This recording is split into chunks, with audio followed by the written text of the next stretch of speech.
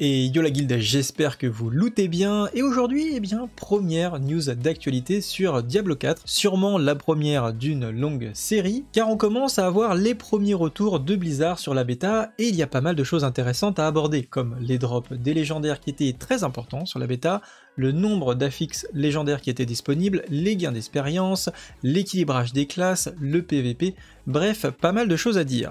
N'hésitez pas d'ailleurs à réagir à cette vidéo, je vais sélectionner les meilleurs commentaires, en tout cas ceux qui sont le plus pertinents, pour la prochaine vidéo. Dans tous les cas, si ce genre de vidéo vous intéresse et que vous ne voulez pas manquer la suite, je vous invite à vous abonner et activer la cloche. Sur ce, c'est parti!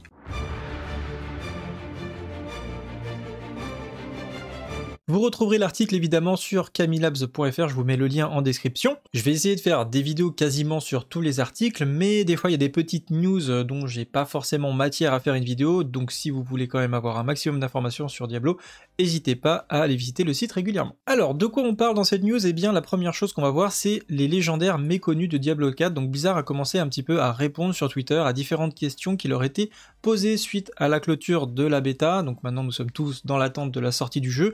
Pas mal de corrections vont être apportées, et c'est sur ce genre de sujet que Blizzard a commencé à nous donner plus d'informations. Donc pour commencer avec les légendaires de Diablo 4, l'un des directeurs du jeu a déclaré « Je ne pense pas que les gens réalisent combien de pouvoirs légendaires existent au-delà de ce qui a été présenté pendant la bêta. Il y a beaucoup de légendaires bizarres, excitants et totalement équilibrés à découvrir lorsque le jeu sera lancé en juin. » Donc ça sous-entend qu'il y a énormément d'affixes encore qui vont être rajoutés par rapport à la version que nous on connaît aujourd'hui. Donc déjà on voit qu'il y avait énormément de builds qui commençaient un petit peu à fleurir un petit peu de partout, et ben ça veut dire qu'il y aura beaucoup plus de possibilités que ce qu'on imagine finalement. Donc ça c'est très bien. Après je m'interroge un petit peu, comme je l'ai mis dans mon article, par rapport à la partie des légendaires qui sont excitants et totalement équilibrés à découvrir dans le jeu. Donc je trouve ça assez rigolo qu'ils disent totalement équilibré. Je pense que c'était ironique, hein, honnêtement, comme je l'ai précisé dans mon post, parce que évidemment ça me paraît quasiment impossible en fait à équilibrer. On a bien vu que le jeu aujourd'hui, dans la bêta tel qu'il était, déjà c'était extrêmement difficile à équilibrer. Il y a des classes qui surperformaient par rapport à d'autres et on n'était que level 25. Donc imaginez en rajoutant les parangons, les glyphes et les nouveaux traits légendaires qu'on ne connaît pas a priori encore. Forcément il y aura beaucoup de builds qui sont vraiment broken, et en même temps est-ce qu'on a envie de se plaindre? Moi je dis non, en fait c'est plutôt amusant d'arriver à trouver et construire des builds un petit peu broken. Après ils seront probablement nerfés, comme par exemple pour ceux qui ont connu le build Nécro explosion de corps avec la brume qui fait exploser les corps. Enfin bref, on va pas forcément rentrer dans le détail dans cette vidéo là, mais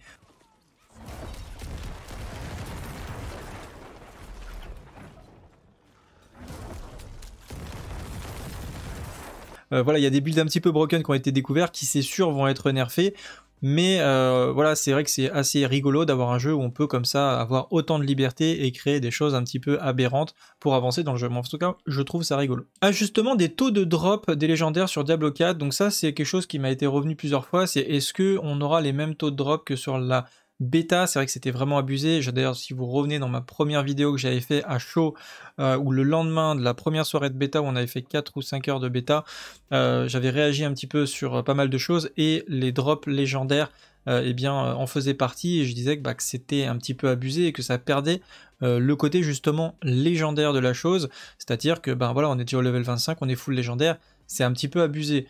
Et il me semble que j'avais aussi dit que c'était probablement pour pouvoir tester la bêta, mais là clairement ils l'ont confirmé, et c'est quand même très bien que Blizzard s'est expliqué à ce niveau-là, et qu'il nous explique clairement c'était pour pouvoir essayer l'occultisme, pour pouvoir commencer à faire des builds et voir comment ça fonctionnait, pouvoir tester les différentes mécaniques du jeu en fait, ce qui n'aurait pas été possible si on aurait eu pas ou très peu de drops légendaires. Donc ça, encore une fois, c'est un très bon point positif que Blizzard éclaircisse les choses à ce niveau-là, et ça va me rendre, je pense, d'autant plus savoureux le leveling dans Diablo 4, parce que j'aime bien que mon personnage évolue vraiment progressivement. On va aller choper des items gris au début, puis des bleus, puis après on va trouver, je vais trouver mon premier item jaune, déjà je vais être content, je vais devoir bien analyser les statistiques, et après quand je vais dropper mon légendaire, je vais prier pour qu'il y ait déjà les bons affixes dessus, mais vraiment ça donne vraiment plus de satisfaction de faire évoluer votre personnage, et plus d'émotion surtout quand vous allez dropper un légendaire, ou encore mieux un unique.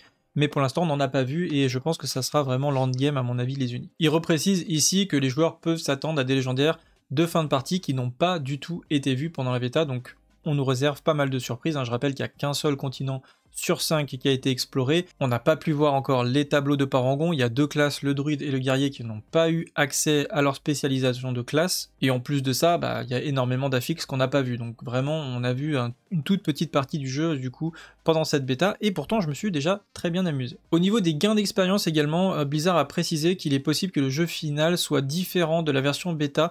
Donc les développeurs ont expliqué que l'équilibrage du jeu est un processus donc, qui est en cours et qui pourrait conduire à des ajustements sur les taux d'XP, donc c'est probable que les joueurs devront investir plus de temps pour atteindre les niveaux plus élevés dans le jeu. Donc ça veut dire que le leveling qu'on a fait sur la bêta était potentiellement plus rapide qu'il ne sera en réalité. Donc ça, encore une fois, pour moi, c'est une bonne nouvelle parce que c'était quand même assez rapide et c'est bien de pouvoir prendre son temps sur le leveling et ça donne un sentiment, encore une fois, d'intérêt et de progression beaucoup plus satisfaisant. Également, Blizzard a fait un retour sur l'équilibrage des classes à travers ce post, et on a une personne qui lui a demandé « Est-ce que vous savez à quel point le druide est fort après le niveau 25 ?» Et donc Rod Ferguson répond « C'est amusant et vous devrez aller à Skullgen pour aller chercher la spécialisation du druide qui est le Spirit Animal Attunement. » Donc on ne sait pas encore en quoi ça consiste exactement. Et pour finir d'ailleurs, juste cette petite parenthèse sur le druide, c'est vrai qu'ils n'étaient pas très performants sur la bêta, mais concrètement il y avait quand même pas mal de builds assez intéressants pour le druide, mais aussi pour le guerrier qui sont en fin de bêta comme ça un petit peu commencé à fleurir, et on voyait qu'il y avait quand même du potentiel, c'est juste que le départ du druide est quand même un petit peu mou, on va pas se mentir. Ensuite, Blizzard a précisé que, changer la spécialisation de personnages, donc ça on en avait déjà parlé je pense d'une vidéo, mais que ça serait vraiment assez compliqué. Une fois que les joueurs atteindraient le vrai jeu final, donc en endgame en gros, en conséquence, il peut être plus simple de créer des nouveaux personnages plutôt que de dépenser des ressources pour réinitialiser complètement les compétences de leur personnage actuel. Bien que cela puisse sembler décourageant pour les joueurs qui veulent essayer de différents builds de leur personnage, ça peut également inciter les joueurs à jouer de manière plus stratégique et à se concentrer sur un build de personnage spécifique en effectuant plus de reroll. Donc du coup, ça veut dire quoi? Ça veut dire qu'aujourd'hui, on dépensait des golds pour pouvoir respay, pouvoir réinitialiser, et c'était très abordable, au niveau 25 en tout cas c'est très abordable. Plus on avance dans le temps, plus ça va coûter cher, donc pour l'instant ça coûte que des golds, peut-être que ça pourrait coûter autre chose, des matériaux uniques qu'on doit dropper, etc. pour initialiser peut-être les derniers points de talent qu'on va investir. Donc peut-être que défaire l'arbre de talent devient extrêmement long et extrêmement compliqué à la fin, et que d'après ce qu'ils expliquent, c'est plus simple et plus rapide de créer un reroll, un nouveau personnage, sachant que pour ceux qui jouent pas encore trop au jeu, qui n'ont pas encore compris comment ça fonctionnait, je trouve que le système de rerolling sur Diablo est extrêmement intéressant puisque vous allez débloquer énormément de choses avec votre premier personnage, comme les hôtels de Lilith par exemple, qui vont booster quand même de manière assez conséquente l'ensemble de vos caractéristiques, ce qui fait que quand vous allez faire un reroll, vous allez avoir des points de talent supplémentaires avec grâce au renom, puisque votre personnage principal va débloquer des réputations dans les différentes factions, qui va débloquer des points de talent supplémentaires dès le début.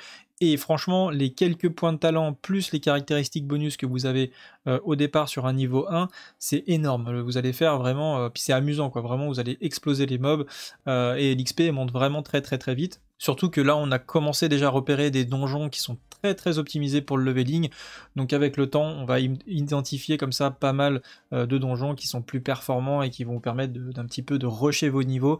Donc effectivement dans ce cadre là, ça sera à mon avis beaucoup plus facile de refaire des personnages pour pouvoir tester un nouveau build plutôt que réinitialiser votre build actuel de votre main entre guillemets. Après ce que je trouve bien aussi, c'est qu'ils ferment pas non plus la porte à réinitialiser quand même votre main, donc normalement vous devriez, même si c'est un peu plus long, avoir la possibilité de réinitialiser complètement les arbres de talent et probablement de parangon de votre personnage principal. J'espère juste que ce ne sera pas payant dans la boutique, évidemment. Ensuite, les joueurs autour de vous, donc Blizzard a confirmé que la limitation concernant le nombre de joueurs à proximité varieront en fonction de la zone dans laquelle vous vous trouvez. Par exemple, dans la zone du boss final, la limite est fixée à 12, donc les World Boss, tandis que ce nombre peut être plus important dans les villes et plus restreint dans le monde extérieur. Donc c'est vrai qu'on croisait beaucoup plus de monde dans les différentes villes, donc c'est pas mal, on pouvait inspecter, discuter, monter des groupes, etc. Et dans le monde extérieur, c'était quand même beaucoup plus rare, donc ils ont confirmé, voilà, tout simplement, que ces valeurs-là, qu'il y avait une limite sur le World Boss et que dans le World, on croiserait assez rarement des joueurs. D'ailleurs, à noter que vous aurez des zones PVP, ce qui n'était pas le cas sur la bêta, mais a priori, il y aura bien des zones PVP dans le jeu, donc quand vous croiserez un joueur, vous pourrez vous amuser à l'attaquer a priori. Concernant la largeur de vos écrans pour Diablo 4, donc là vous allez me dire pourquoi c'est un sujet, Eh bien, je vais vous expliquer pourquoi. Alors, Blizzard a précisé que le jeu devrait être fonctionnel sur les écrans de très haute résolution, donc c'est un petit peu, je vais essayer de le mettre en plein écran. Voilà, vous voyez ce genre d'écran extrêmement large et probablement extrêmement cher. Je ne sais pas combien ça coûte un écran comme ça, mais vous voyez qu'on a des bordures noires à droite et qu'en haut, enfin, ils ont mis des bordures noires à droite, pardon, pour limiter la taille maximum de la zone. Alors pourquoi ils ont fait ça? Eh ben tout simplement que c'est en rapport par rapport à un bug exploit. Je pense qu'ils auraient pu quand même le corriger autrement, ce bug exploit, mais la plupart des sorts, enfin beaucoup de sorts du jeu, notamment ceux du mage, c'est là où c'est le plus flagrant, n'ont pas limite en fait de distance. C'est-à-dire que votre téléport, vous pouvez le lancer là où il s'affiche. Ah, par exemple, on a une vidéo, je vais vous la mettre. On voit très bien. Voilà, cette personne a expliqué en fait que là, il a mis son écran en fait en extrêmement large et que en fait le téléport, comme il le montre ici, voilà, il va le faire, il va se téléporter. Ce téléporte là, il vise tout à fait à gauche. Et le téléport se lance exactement là où est le curseur. Et quand on revient en fait sur un ratio, là il va le remettre, voilà. Quand on se retrouve sur un ratio traditionnel, il essaye de revenir au même endroit, il n'y arrive pas en fait, il va moins loin. Donc du coup, ça sous-entend quoi? Que ceux qui ont un moniteur, donc un écran plus large, seraient avantagés et pourraient se déplacer et lancer des sorts sur des plus longues distances, comme par exemple on peut lancer l'hydre ou le blizzard ou des sorts de zone sur une plus longue distance. Le nécro c'est pareil, vous avez la cage d'os, vous pourrez la lancer à l'autre bout de l'écran, et quelqu'un qui n'aurait pas un écran aussi large que vous, du coup pourrait le lancer plus loin. Et on imagine en PvE encore, bon, c'est vrai que c'est un avantage, et en PvP, c'est terrible parce que du coup, là, vous avez un avantage vraiment très très considérable pour vous échapper ou lancer des sorts sans que personne vous voit en fait. Vous allez pouvoir faire pop des sorts sur les gens et en fait, eux sur leur écran, vous ne vous verront pas alors que vous les verrez et vous pourrez leur lancer des sorts. Donc c'est un peu injuste. Et donc du coup, je pense qu'ils ont fait ça pour pallier un petit peu, mais là, vu comment c'est large, je suis pas du tout sûr que ça résout le problème réellement. Et à mon avis, la solution, c'était de mettre une limite maximale à la distance à laquelle on peut lancer certains sorts. Donc voilà, mais je pense que c'est pour ça qu'ils avaient corrigé ça, ils ont mis que c'était intentionnel, mais ils n'ont pas précisé pourquoi. Ensuite, ils ont parlé du problème avec le HDR et la qualité graphique, donc c'est une personne qui a posé, il dit: concernant la version bêta de Diablo 4 sur PC, j'ai remarqué que le niveau noir des HDR était très élevé et doit être corrigé. De plus, allez-vous proposer des améliorations graphiques supplémentaires sur PC par rapport à la version bêta que dans la sortie officielle? Et ils ont répondu que les ingénieurs en charge du graphisme ont prévu des améliorations pour le HDR qui n'ont pas encore été intégrées.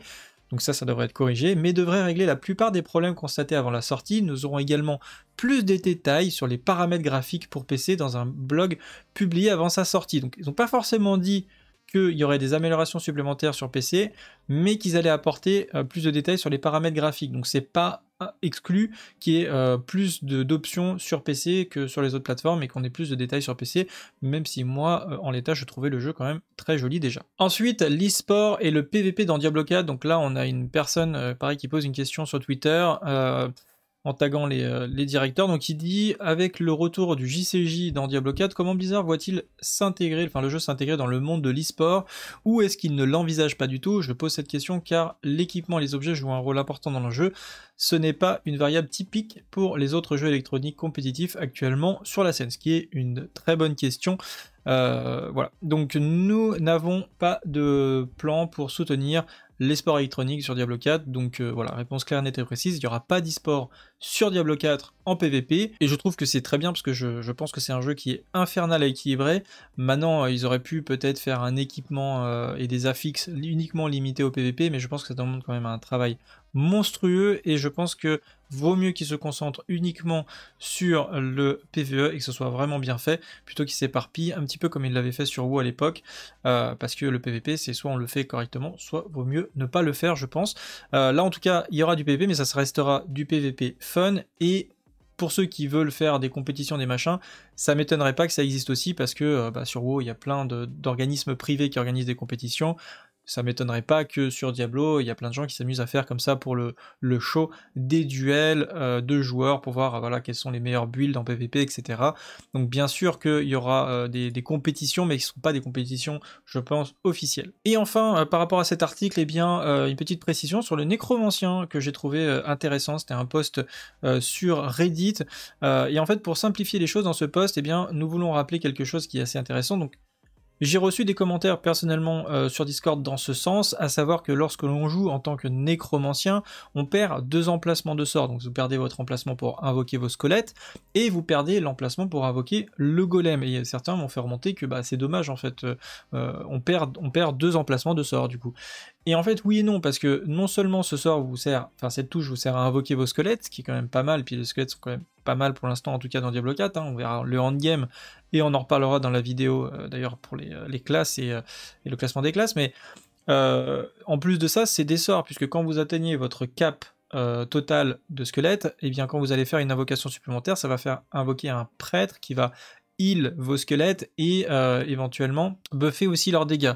Et vous pourrez très bien avoir des affixes légendaires qui vont augmenter la puissance de ce sort-là, donc la puissance de l'invocation du prêtre, qui va faire d'autres choses.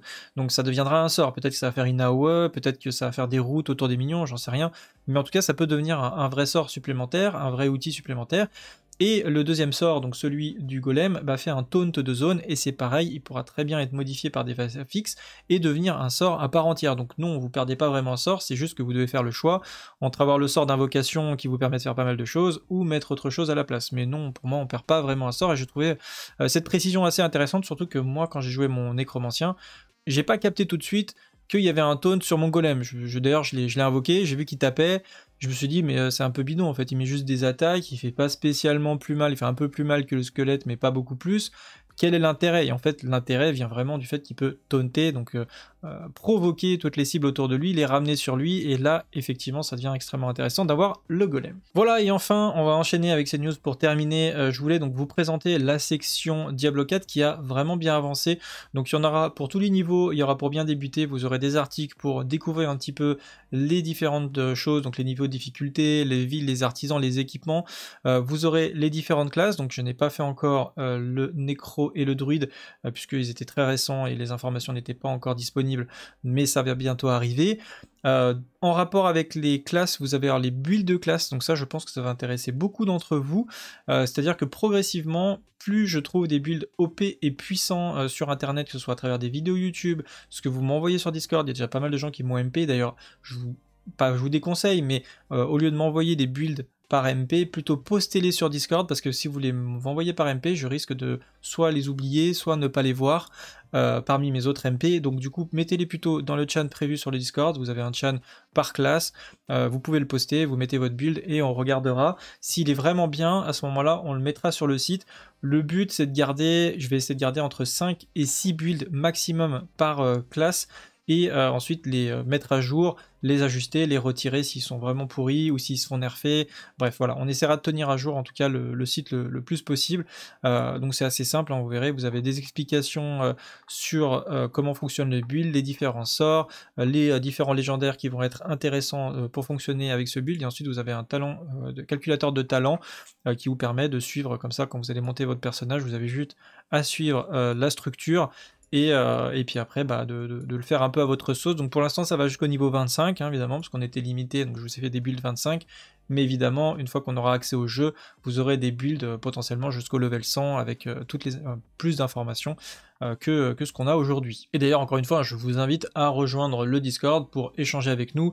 Je prévois de créer un clan bientôt, donc pour la sortie, enfin quand Diablo sortira, je vais créer un clan, mais je ne sais pas voilà, s'il y aura des limitations sur ce clan, ça se trouve les places seront limitées, je n'en sais rien. En tout cas, si vous n'avez pas encore de personnes avec qui jouer, et bien si vous cherchez un clan, très certainement que moi je vais en créer un. On est d'ailleurs encore en train de débattre le nom du clan sur le Discord, qui ne s'appellera pas Camilabs. Donc si vous voulez participer à la création du nom de clan, encore une fois rejoignez-nous, et je compte probablement reprendre le streaming sur Diablo 4, parce que c'est beaucoup plus facile pour moi de mettre du stream Diablo 4 que par rapport à World of Warcraft, ce qui était un petit peu compliqué, puisqu'en général c'était des raids, je pouvais pas parler comme je voulais, il fallait que je sois concentré surtout en tank, enfin bref, j'aurais beaucoup plus de facilité à faire du streaming sur Diablo 4, donc attendez-vous à avoir un retour progressif du streaming, et d'ailleurs de manière très intense, puisque j'ai posé mes congés pour la sortie de Diablo. Et c'est tout pour aujourd'hui, pour cette vidéo, première vidéo news de Diablo 4, j'espère qu'elle vous aura plu, et si c'est le cas, n'hésitez pas à mettre un petit pouce bleu. Sur ce, salut à tous, salut à Guild, et à bientôt, ciao.